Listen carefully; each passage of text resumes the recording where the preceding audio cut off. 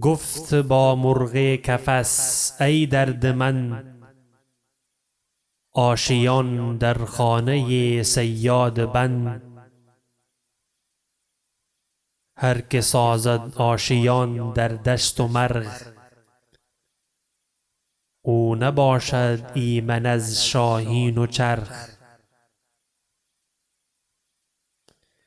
از فسونش مرغ زیرک دانه مست، ناله ها اندر گلوی خود شکست.